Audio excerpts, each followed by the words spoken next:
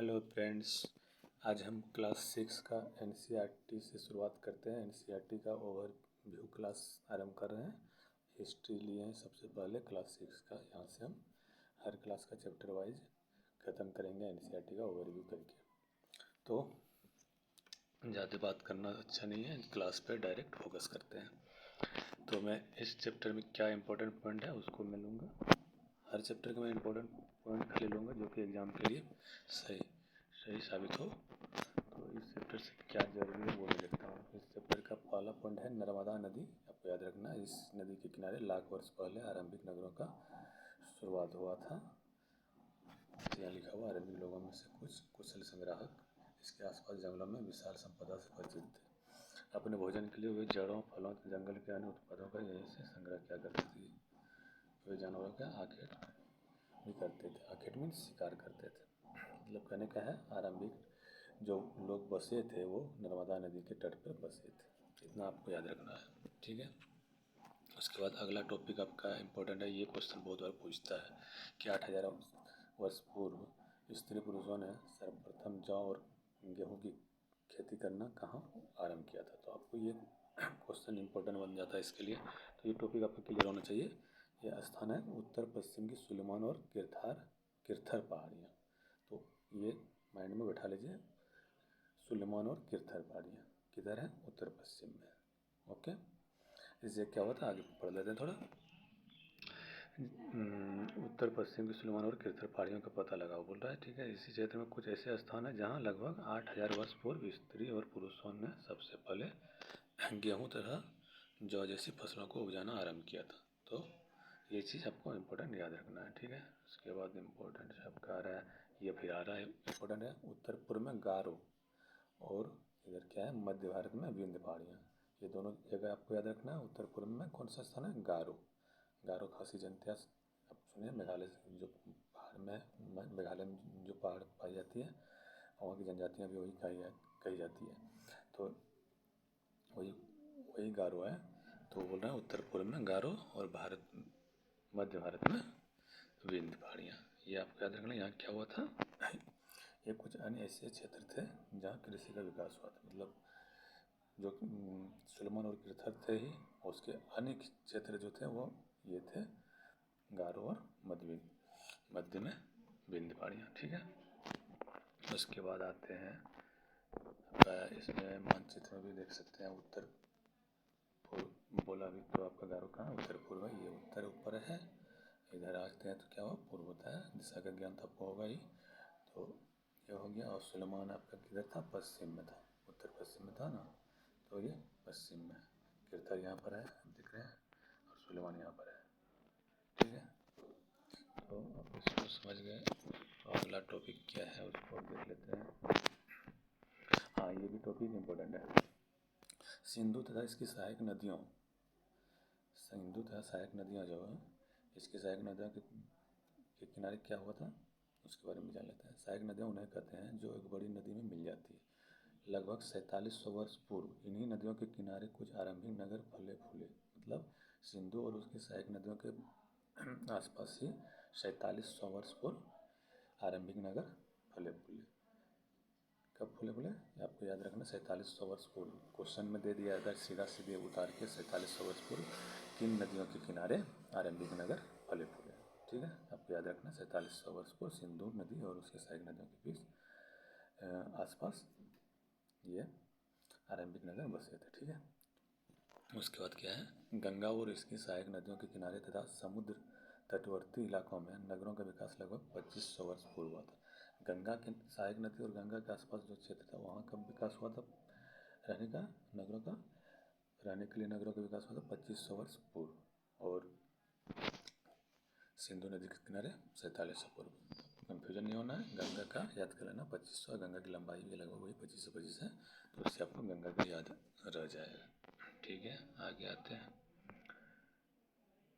उसके बाद हाँ, ये टॉपिक एक बार मैंने टेट दिया था तो उसमें मैंने ये क्वेश्चन पाया था कि मगध गंगा के किस किनारे किस दिशा में, पूर्व में, दक्षिण में, उत्तर में, ऐसे कुछ दिया हुआ था।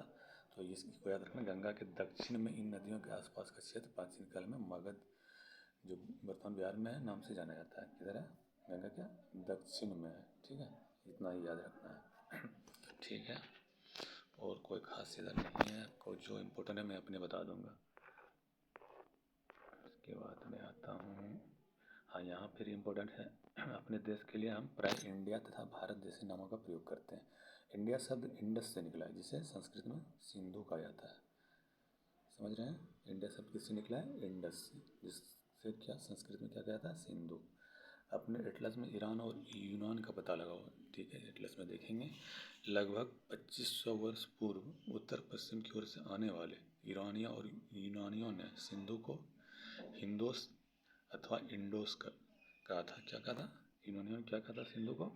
हिंदोस या इंडोस। इस नदी के पूर्व में स्थित भूमि प्रदेश को इंडिया कहा जाता है। किधर स्थित है? ये भी क्वेश्चन पूछा जाता है कि पूर्व दे देगा पश्चिम दे देगा, तो आपको याद रखना है इस नदी के किधर है? पूर्व में स्थित प्रदेश को इंडिया कहा जाता है। ठीक है, भारत जो नाम पड़ा था उसके बारे में बता रहे हैं। भारत नाम का प्रयोग उत्तर पश्चिम में रहने वाले लोगों के एक समूह के लिए किया जाता था। क्या नाम था? भारत। ठीक है, तो इस समूह का उल्लेख संस्कृत के आरंभिक कृति ऋग्वेद में मिलता है। बाद में इसका प्रयोग देश के लिए होने लगा। जो भारत नाम था उसका बाद में प्रयोग भारत के रूप में होने लगा है। ठीक है, तो आगे हम जाते हैं। हाँ, ये भी क्वेश्चन आप पढ़ लीजिए। ठीक है, मतलब पांडुलिपि किसे कहते हैं? सिंपल ये समझ लेना आपको। हाथ से लिखी होने के कारण इसे पांडुलिपि कहते हैं। जिससे मैं मतलब अतीत की जानकारी लेने के लिए बहुत सब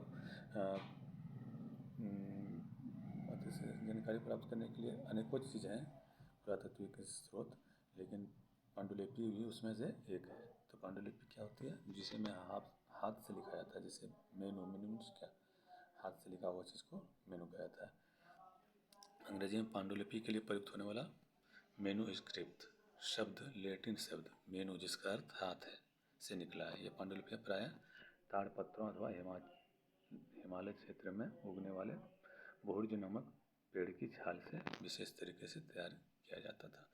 भोजपत्र जो होता है ना, भोजपत्र होता है, जो ये दिखाया चित्र, इसको चित्र से आप माइंड में बैठा सकते हैं। कहाँ मिलता है? हिमालय क्षेत्र में उगता है। ठीक है, और ताड़पत्र और हिमालय क्षेत्र में उगने वाले भोज के पेड़ के छाल पे ये पांडुलिपि लिखी जाती थी। ठीक है, इतना सारा आप समझ गए, तो ये टॉपिक क्लियर हो गया। आगे हम चलते हैं। इम्पोर्टेंट कुछ और मिलेगा तो आपको हम बताते चलेंगे। इधर कुछ तो नहीं लग रहा है। उसके बाद आपके लिए यहाँ पर एक इम्पोर्टेंट आ रहा है टॉपिक। 4700 वर्ष पूर्व होता है। कोई खास नहीं है,